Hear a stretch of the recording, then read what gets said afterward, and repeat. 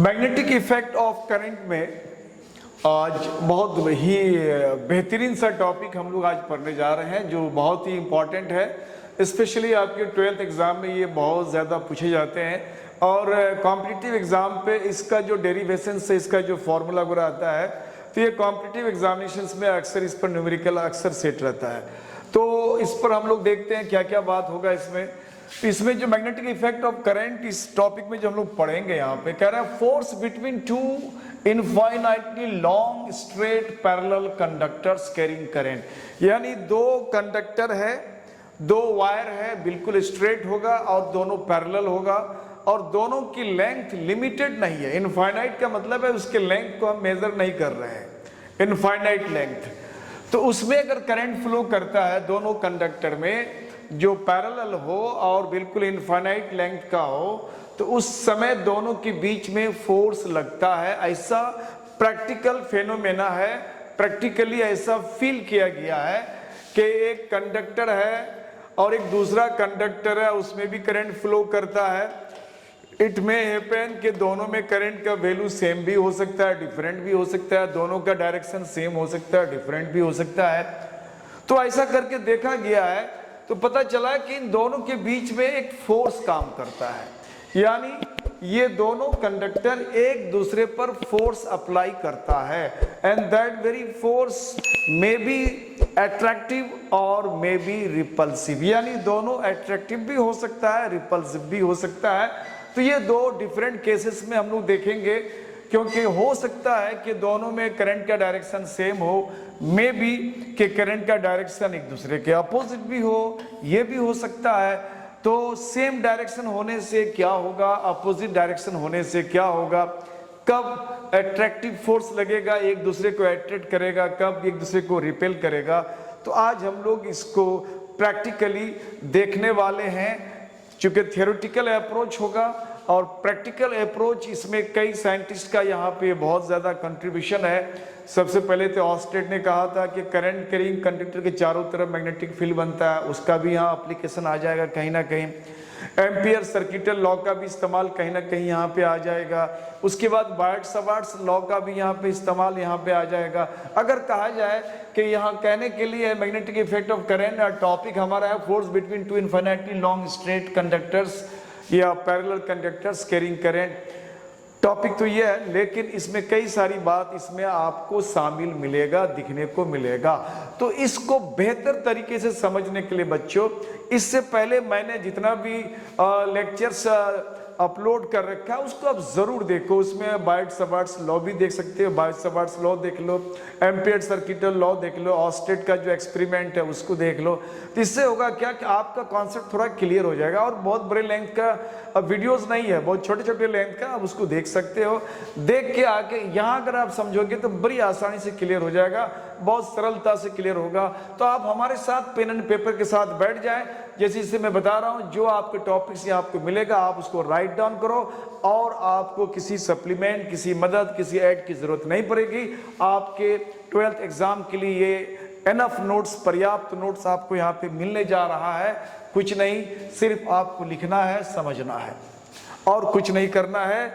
अब हम लोग चलते हैं कि दो कंडक्टर जब करंट फ्लो करता है, दोनों आपस में पैरेलल है, तो उस पर फोर्स किस तरह लगता है, कितना लगता है, किधर लगता है। तो इसको हम लोग दो केसेस में हम लोग स्टडी करते हैं। पहला केस हम लोग क्या देखते हैं, when current in both conductors are in same direction. Point to be noted, current का डायरेक्शन अभी दोनों कंडक्टर में सेम है, यानी एक ही तरफ है। जैसे बाजू में यहाँ पे हमने दे रखा है फिगर, जैसे एक कंडक्टर 1 है, कंडक्टर 2 है, इसमें करंट का डायरेक्शन हमने ऊपर की तरफ दिखा रहा है, यहाँ भी ये दिखाया ऊपर की तरफ। इसमें करंट का वैल्यू हम सेम भी ले सकते थे, दोनों में हमने ले लिया कि इसमें I1 करंट है, इसमें I2 करंट है और दोनों इनफाइनाइट लेंथ का। ये डॉटेड का मतलब है कि इसका एंड कहीं नहीं है, एंडलेस है, इसको हम एंड कहीं नहीं कर रहे हैं, लिमिटेड इसकी लेंथ नहीं है, डाउनवर्ड में भी वही दिखाया गया। और पैरेलल है तो दोनों के बीच का सम डिस्टेंस होगा, तो डिस्टेंस हमने यहाँ पे स्मॉल d रख दिया। अब हमें यहाँ कई चीजों पर, कई पहलू पर बात करना पड़ेगा। जैसे इस कंडक्टर में करंट जब फ्लो करता है I1 करंट, तो जब इस कंडक्टर में I1 करंट फ्लो करता है तो हम लोग करंट के डायरेक्शन में राइट हैंड का थंब रख करके कंडक्टर की तरफ थंब रख करके जिधर करंट जा रहा है उधर, और उसके बाद राइट हैंड के 4 फिंगर्स को कर्ल करते हैं, तो ये इस डायरेक्शन में इसका मैग्नेटिक फील्ड बनता है। यानी अगर इसमें करंट I1 जा रहा है, इसमें इस कंडक्टर में, फर्स्ट कंडक्टर में, तो करंट के डायरेक्शन में हमने थंब रखा और 4 फिंगर को हमने कर्ल करा, तो 4 फिंगर क्या होता है, डाउनवर्ड की तरफ, यानी डाउनवर्ड मैग्नेटिक फील्ड जब डाउनवर्ड की तरफ दिखाया जाता है, इनवर्ड जिसको कहते हैं हम लोग, अंदर की तरफ, तो हम लोग क्रॉस से इसको रिप्रेजेंट करते हैं, और जब वो आउटवर्ड की तरफ दिखाते हैं किसी सरफेस में, तो हम लोग वहां पे डॉट का इस्तेमाल करते हैं। तो ये ऑलरेडी मैंने पहले से बता रखा है, आप उसको देख सकते हो। तो अब इस करंट के कारण जो मैग्नेटिक फील्ड बना I1 के कारण, उस मैग्नेटिक फील्ड का नाम हमने दे दिया B1। क्या नाम दे दिया, B1।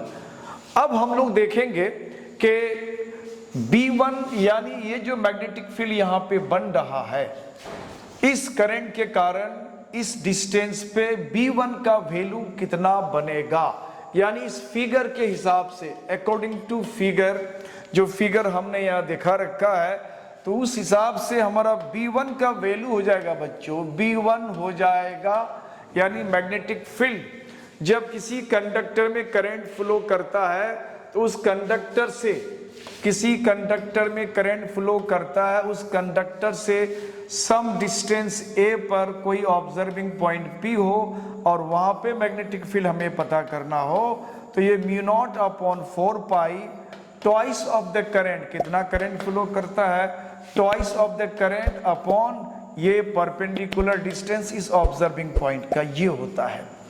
तो अगर इसमें करंट I1 है, तो यहां से D डिस्टेंस पे जो मैग्नेटिक फील्ड B1 बनेगा हमारा, वो कितना बनेगा बच्चों, तो ये बनेगा μ0 upon 4 pi twice of the current, कितना करंट फ्लो करता है जिसके कारण मैग्नेटिक फील्ड बनता है, उस करंट की बात करते हैं, तो ट्वाइस ऑफ I1 करंट बनता है अपॉन डिस्टेंस, कितनी दूरी की बात कर रहे हैं हम, D दूरी पे ये बात कर रहे हैं। एक तो ये हो गया।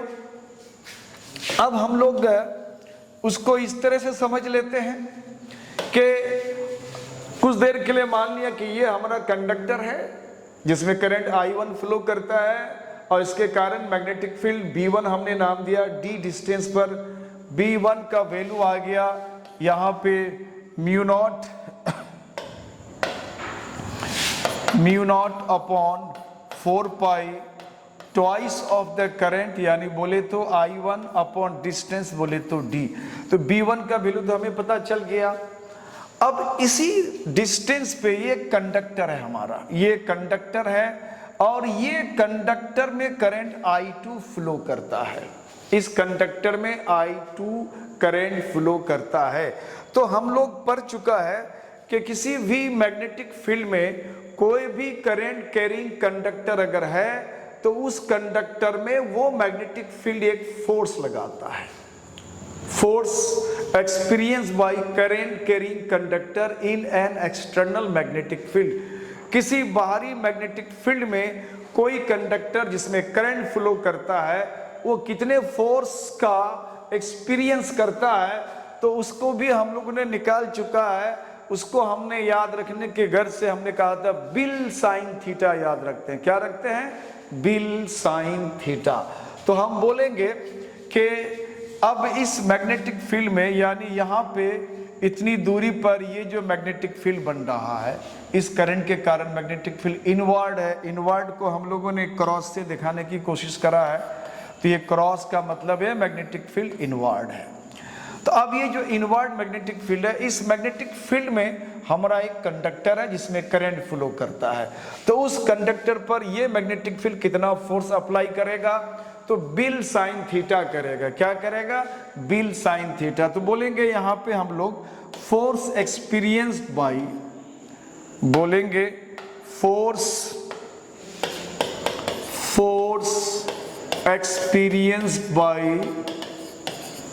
experienced by conductor two due to B1, यानी B1 जो मैग्नेटिक फील्ड बनता है इस करंट के कारण, इस मैग्नेटिक फील्ड के कारण उस I2 कंडक्टर पर कितना फोर्स अप्लाई होगा, तो वो फोर्स को हम लोग बोलते हैं बिल साइन थीटा। तो लिखते हैं बिल साइन थीटा। अब यहाँ पे क्या क्या चीज है हमारा, तो बिल साइन थीटा का मतलब है कि किस मैग्नेटिक फील्ड के अंदर वो करंट कैरिंग कंडक्टर है, तो बोलेंगे B1 के अंदर है। और जो करंट कैरिंग कंडक्टर है जो फोर्स एक्सपीरियंस करता है उसमें करंट कितना फ्लो करता है, तो बोलेंगे I2 कर रहा है। अभी लेंथ हमने कंसीडर नहीं करा कितना है नहीं है, हमने इसको L रहने दिया। रही बात यहाँ पे थीटा का, ये थीटा का वैल्यू कितना होगा, तो थीटा का जो वैल्यू होता है बच्चों, एक्चुअली इसमें हम लोग करंट एलिमेंट लेते हैं। अगर हम बोलें कि करंट एलिमेंट और मैग्नेटिक फील्ड के बीच के एंगल को थीटा कहते हैं, तो मैग्नेटिक फील्ड तो परपेंडिकुलरली इनवर्ड हो गया और करंट एलिमेंट हम इधर लेंगे, करंट के डायरेक्शन में करंट एलिमेंट लेते हैं हम लोग। तो करंट एलिमेंट का ये डायरेक्शन और मैग्नेटिक फील्ड जो है वो इनवर्ड है, यानी दोनों के बीच ये एंगल 90 हो जाएगा। तो यहाँ पे थीटा को रिप्लेस करके हम डायरेक्ट यहाँ 90 डिग्री बैठा सकते हैं। तो ये हो गया B1I2L साइन थीटा। अगर हम ये कहें कि पर यूनिट लेंथ में कितना फोर्स एक्सपीरियंस करता है, तो अगर यहाँ लिखे हम लोग फोर्स experienced by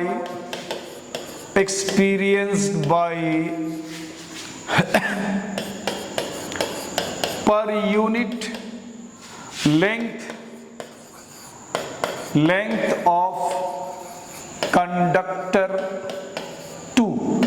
कंडक्टर 2 में पर यूनिट लेंथ कितना फोर्स लगता है कंडक्टर 2 में।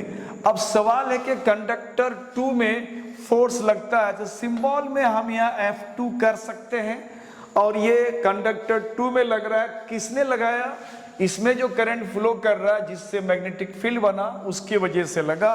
तो हम लोग बोलते हैं force on conductor 2 by conductor 1, यानी 2-1। और ये फोर्स होता है कितना, ये फोर्स यहां से देख लेते हैं, ये फोर्स कितना है, तो ये है B1 है और उसके बाद I2 है। पर यूनिट लेंथ कहा है, तो ये जो हमारा लेंथ है बच्चों इसको यूनिट कर देना है।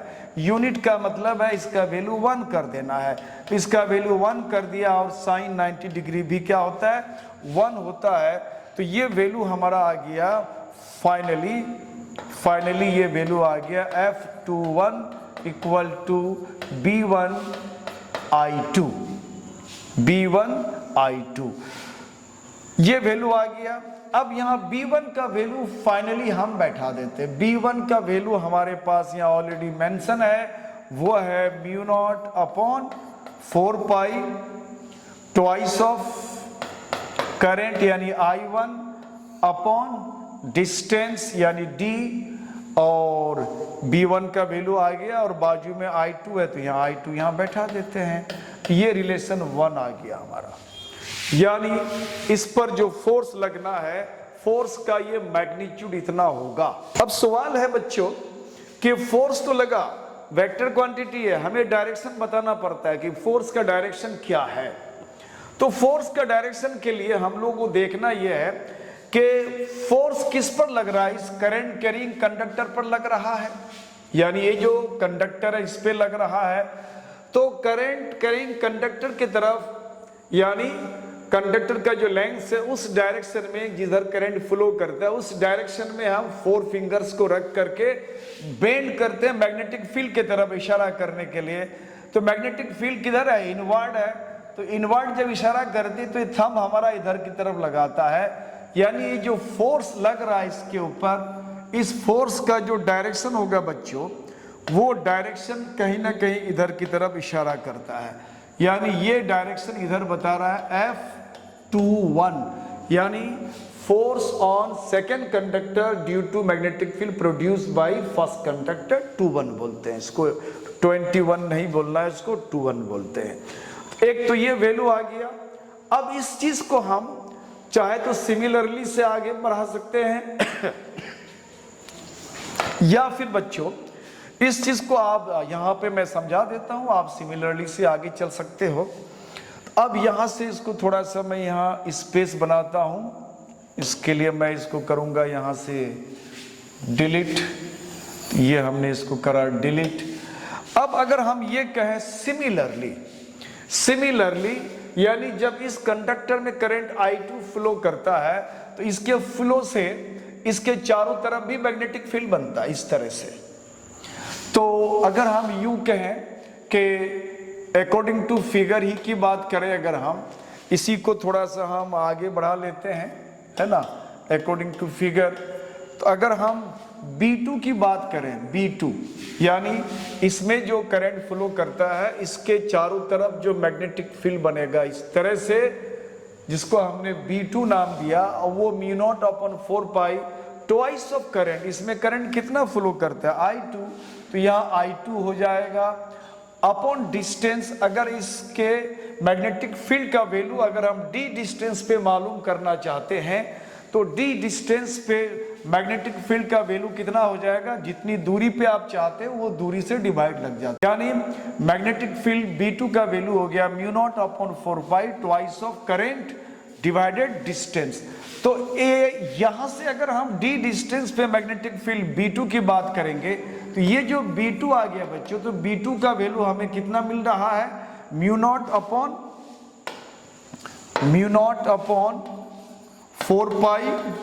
Twice of the current, twice of the current यानी I2 करंट है, twice of the current upon distance कितना है d।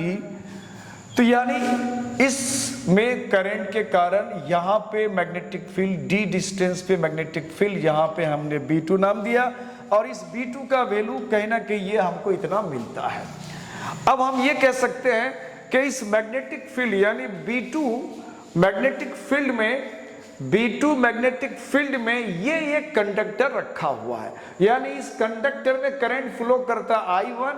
अब ये I1 करंट जो इसमें फ्लो करता है, इस I1 करंट पर ये करंट का मैग्नेटिक फील्ड B2 कितना फोर्स लगाएगा, तो हम वही अप्लाई करेंगे, बिल साइन थीटा की बात करेंगे।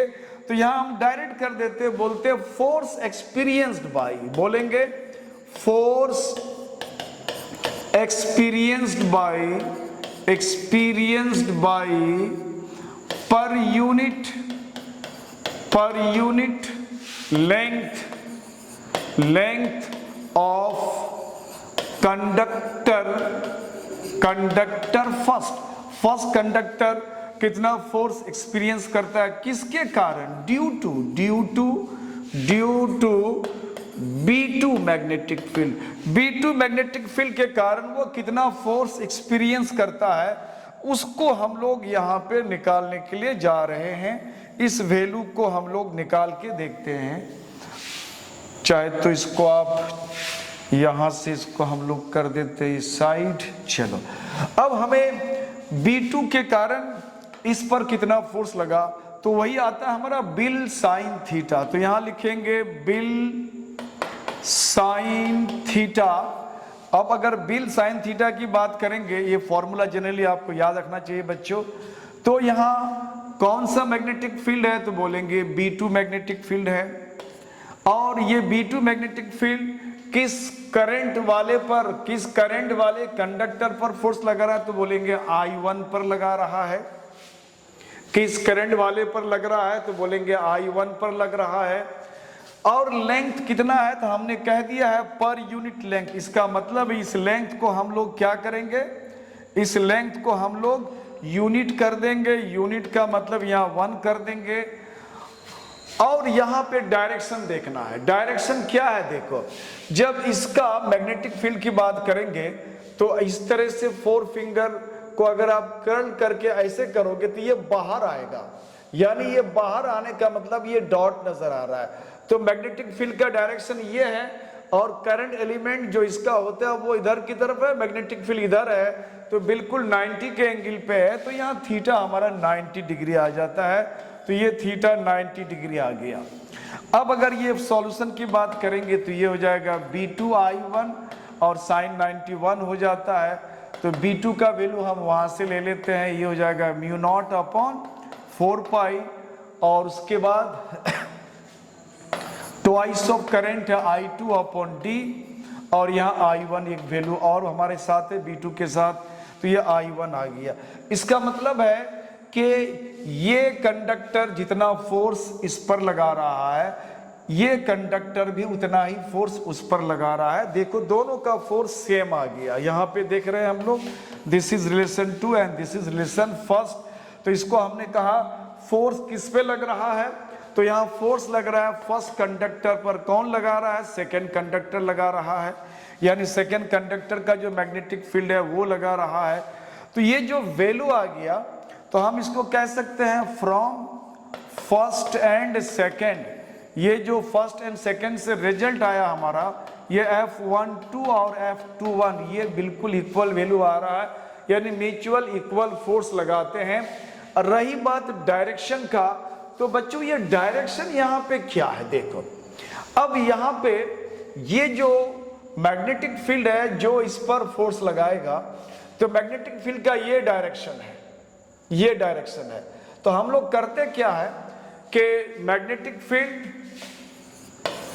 और उसके बाद करंट कैरिंग कंडक्टर के लिए जो एक करंट एलिमेंट लेते हैं, जिसको इनफैक्ट IL से डिनोट करते हैं हम लोग, इन दोनों के बीच के एंगल की बात करते हैं। तो IL या करंट का जो एलिमेंट है वो इधर है और मैग्नेटिक फील्ड इधर है। तो हम लोग जो फोर्स के डायरेक्शन के लिए बात करते हैं, तो पहले हम 4 फिंगर्स रखते हैं करंट एलिमेंट पर। तो करंट एलिमेंट पर 4 फिंगर रखते हैं, चूंकि डायरेक्शन जिधर करंट का उधर 4 फिंगर का डायरेक्शन होना चाहिए। और ये बेंड इधर करें, चूंकि मैग्नेटिक फील्ड इधर है, हम ऐसे करके ऐसे नहीं कर सकते, चूंकि मैग्नेटिक फील्ड इनवर्ड नहीं है, ये मैग्नेटिक फील्ड, इसका मैग्नेटिक फील्ड ऐसे घूम के आउटवर्ड है। तो हमें हाथ ऐसे रखना पड़ेगा, 4 फिंगर्स इधर बेंड होगा, थंब इधर की तरफ इशारा करता है, यानी इस पर जो लगने वाला फोर्स है बच्चों, वो फोर्स का डायरेक्शन इधर की तरफ हो रहा है, जिसको हम लोग F12 कहेंगे, है ना। ये F21 है, ये F12 है। तो ये दोनों एक दूसरे पर इक्वल अमाउंट ऑफ फोर्स लगाता है, लेकिन डायरेक्शन एक दूसरे के अपोजिट है। तो इसको अगर हम यूं कहें, वेक्टर से अगर रिप्रेजेंट करें, तो किसी एक के साथ हम माइनस लगा देते हैं। इसका मतलब है कि मैग्नीट्यूड में दोनों का वैल्यू तो सेम है, बट डायरेक्शन एक दूसरे के अपोजिट है। तो ये बात हुई जब करंट कैरिंग कंडक्टर में करंट का डायरेक्शन सेम हो, तब किस तरह का फोर्स लगेगा। करंट कैरिंग कंडक्टर में जब डायरेक्शन सेम हो, तब किस तरह का फोर्स लगेगा। यहां हम लोगों ने बात करा, तो यहां पता चला कि दोनों के बीच फोर्स ऑफ एट्रैक्शन होगा, यानी दोनों कंडक्टर में करंट का डायरेक्शन अगर सेम हो, तो दोनों एक दूसरे को अट्रैक्ट करेगा। अब दूसरा केस आता है when currents are in opposite direction. जब करंट एक दूसरे के अपोजिट डायरेक्शन में होगा, तब क्या होगा। तो सिंपली यहाँ पे हम लोग डायरेक्शन ऑफ द फोर्स की बात कर लेते हैं, सारा डेरिवेशन तो सेम है। अब अगर हम बात करेंगे सारा डेरिवेशन B1 कितना है, B2 कितना है, ऑलरेडी हम लोगों ने निकाल चुका है, सिर्फ डायरेक्शन की बात करते हैं। जैसे ये I1 करंट है, इस I1 करंट के कारण मैग्नेटिक फील्ड इधर की तरफ है, थंब राइट हैंड का 4 फिंगर इनवर्ड, यानी मैग्नेटिक फील्ड इधर की तरफ, B1 जो है वो इनवर्ड है, इसलिए इनवर्ड में क्या कर दिया, क्रॉस कर दिया, ऑब्वियसली क्रॉस कर दिया। अब यहां पे हम लोग B1 मैग्नेटिक फील्ड में ये हमारा कंडक्टर है, इस कंडक्टर पर ये कितना फोर्स लगाएगा। तो हमें क्या करना है, राइट हैंड का 4 फिंगर्स लेना है, किसके तरफ, ये लेना है हमें किसके तरफ, ये लेना है करंट के डायरेक्शन की तरफ, इधर की तरफ लेते हैं राइट हैंड का। तो अगर हम ऐसे लेते हैं तो 4 फिंगर ऐसे बेंड होगा, मैग्नेटिक फील्ड इधर होना चाहिए, जबकि मैग्नेटिक फील्ड क्या है, अंदर है, अंदर है, इनवर्ड है। तो ऑब्वियसली हम किधर की तरफ लेंगे, यानी 4 फिंगर्स हम इधर की तरफ लेंगे बच्चों, सो दैट कि अगर 4 फिंगर को अगर हम बेंड करें तो इनवर्ड होना चाहिए, इनवर्ड। तो थंब किधर की तरफ है, इधर की तरफ इशारा करता है। इसी तरह से इस करंट के कारण, जैसे I1 करंट है, I1 करंट के कारण मैग्नेटिक फील्ड d डिस्टेंस पे कितना बनेगा। I1 करंट, I2 करंट के कारण मैग्नेटिक फील्ड का जो वैल्यू है इधर की तरफ देखते हैं कितना बनेगा। जैसे अगर करंट डाउनवर्ड जा रहा है, इधर की तरफ दिखा रहे हैं, तो मैग्नेटिक फील्ड राइट हैंड का 4 फिंगर आप ऐसे लोगे, तो अगर ऐसे लोगे तो ऑब्वियसली यहां पे क्या हो रहा है, 4 फिंगर इनवर्ड जा रहा है। यानी I2 करंट के कारण जो मैग्नेटिक फील्ड ये क्रॉस का मतलब है ये B2 भी क्या है, ये B2 भी इनवर्ड है। अब ये B2 इनवर्ड है और यहां पे करंट एलिमेंट इधर की तरफ लेते हैं हम। अब करंट एलिमेंट इधर की तरफ है, चलो इधर की तरफ हमने 4 फिंगर ले लिया और बेंड करेंगे मैग्नेटिक फील्ड इनवर्ड है, इनवर्ड की तरफ बेंड करेंगे, थंब इधर की तरफ इशारा करता है, यानी इधर की तरफ ये रिपल्सिव फोर्स लग रहा है, ये एक दूसरे को यहाँ पे क्या कर रहा है, रिपेल कर रहा है। कहता है जब करंट एक दूसरे के अपोजिट डायरेक्शन में फ्लो करता है तो दो पैरेलल कंडक्टर्स के बीच में रिपल्जन होगा, अगर सेम डायरेक्शन में फ्लो करेगा तो अट्रैक्शन होगा। तो यहाँ तक हमारा ये मामला आ जाता है क्लियर। अब यहाँ पे एक चीज हम लोग एक डेरिवेशन करने जा रहे हैं जो बहुत ही सिंपल है और बहुत आसान है और बहुत इंपॉर्टेंट है। देखो इस रिलेशन में बच्चों अक्सर ये क्वेश्चन जब सेट होता है ना, जब भी ये क्वेश्चन सेट किया जाता है आपको एग्जाम 12th बोर्ड में, तो इसके साथ एक टेल क्वेश्चन जोड़ दिया जाता है, डेफिनेशन ऑफ एम्पियर। जैसे एम्पियर क्या है, करंट का ऐसा यूनिट है, तो ऐसा यूनिट यानी करंट का जो ऐसा यूनिट एम्पियर है। तो इस टॉपिक में जब ये क्वेश्चन आपका पूछा जाएगा तो एम्पियर का डेफिनेशन आराम से इसमें सेट रहता है, वो टेल क्वेश्चन कह सकते हैं, उसके साथ जुड़ा रहता है ऑटोमेटिकली। तो अगर यहाँ हम फोर्स की बात करें कि दोनों में म्यूचुअल फोर्स तो सेम है, तो दोनों के फोर्स की अगर बात करें बच्चों तो ये फोर्स का वैल्यू हो गया mu naught upon 4 pi twice of I1 I2 upon distance. अब हम क्या करते हैं, म्यू नॉट अपॉन 4 पाई का अगर न्यूमेरिकल वैल्यू रखना चाहेंगे तो 10 पावर -7 कर देते हैं हम लोग। ट्वाइस ऑफ करंट I1 को हमने 1 एम्पियर रखा, 1 रखा, यूनिट रखा, I2 को भी हमने 1 रखा, डिस्टेंस को हमने 1 मीटर कर दिया, यूनिट कर दिया। अब ये सारे वैल्यूज को अगर हम सॉल्व करते हैं तो ये ट्वाइस ऑफ 10 पावर -7 आ जाता है। और इसमें जो फोर्स है उसका ऐसा यूनिट हम क्या लेते हैं, न्यूटन। और चूंकि ये हमने लिख रखा है पर यूनिट लेंथ, तो पर यूनिट लेंथ का मतलब हो गया यहाँ पे लेंथ से डिवाइड हो जाएगा। तो न्यूटन अगर फोर्स का यूनिट है तो लेंथ का यूनिट क्या हो जाएगा, मीटर। तो हम लोग न्यूटन पर मीटर कहते हैं यहाँ पे, यानी फोर्स बराबर हो गया twice of 10 power -7 newton per metre. यानी दो कंडक्टर, इसको अब ऐसे समझो, दो कंडक्टर करंट का डायरेक्शन दोनों में सेम हो या अपोजिट, दोनों के बीच लगने वाला फोर्स अट्रैक्टिव हो या रिपल्सिव, वो फोर्स अगर 2 × 10 पावर -7 न्यूटन पर मीटर अगर है और दोनों कंडक्टर का डिस्टेंस अगर 1 मीटर है, तो कह रहा है उस समय दोनों कंडक्टर में 1 एम्पियर करंट फ्लो करता है। यानी 1 एम्पियर करंट का ये डेफिनेशन हो गया कि 1 एम्पियर करंट अगर दो कंडक्टर में फ्लो करे और दोनों के बीच डिस्टेंस अगर 1 मीटर हो तो दोनों पर लगने वाला फोर्स कितना होना चाहिए, 2 × 10 पावर -7 न्यूटन पर मीटर अगर लग रहा है तो उस समय दोनों करंट को हम लोग 1 एम्पियर ईच कहेंगे।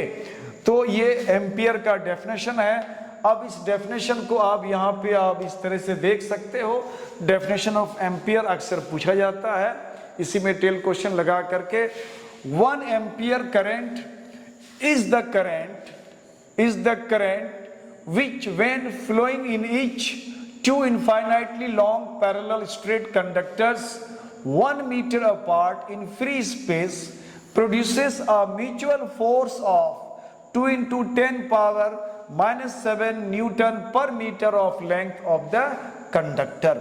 यानी कहता है कि 1 एम्पियर करंट कितना है, तो बोल रहा है कि 1 एम्पियर करंट वो करंट है जो 2 कंडक्टर में फ्लो करे, बहे, 2 कंडक्टर में प्रवाहित हो, यानी 2 कंडक्टर में प्रवाहित हो, 2 कंडक्टर में प्रवाहित हो और दोनों कंडक्टर के बीच 1 मीटर की दूरी हो और दोनों के बीच 2 × 10⁻⁻7 न्यूटन पर मीटर का फोर्स लगता हो, तो उस समय दोनों के करंट को 1 एम्पियर ईच कहते हैं। तो 1 एम्पियर का डेफिनेशन आपको ये लिख करके, जो डेरिवेशन है उसी में वैल्यू को सब्स्टिट्यूट करके आप खुद भी बना सकते हो। बस उस वैल्यू को देख करके, कुछ नहीं, फोर्स है क्या है, μ0/4π है, ट्वाइस ऑफ I1 I2 है, अपन दोनों के बीच का डिस्टेंस है। ये वैल्यू तो हमें पता ही रहता है, 10⁻⁻7। हमने करंट को 1 कर दिया, इस करंट को भी 1 कर दिया, दोनों के बीच का डिस्टेंस भी 1 कर दिया। तो ये हुआ डेफिनेशन ऑफ, यहाँ से हमको डेफिनेशन ऑफ एम्पियर मिल जाता है। तो इस तरह से आप हमारे साथ बने रहें, आप हमारे चैनल को इस तरह से आप पसंद करते रहें, लाइक करते रहें, फॉलो करते रहें और हमें आपका एनर्जी मिलना चाहिए। अगर आप हमको एनर्जाइज करना चाहते हो तो हमारे इसको ज़्यादा से ज़्यादा अपने दोस्तों में शेयर करो, ज़्यादा से ज़्यादा इसको सब्सक्राइब करने की कोशिश करो, सो दैट कि मैं आपके लिए बेहतर से बेहतर टॉपिक को और अच्छे अंदाज में आपको दे सकूं। Thank you for watching my channel, keep it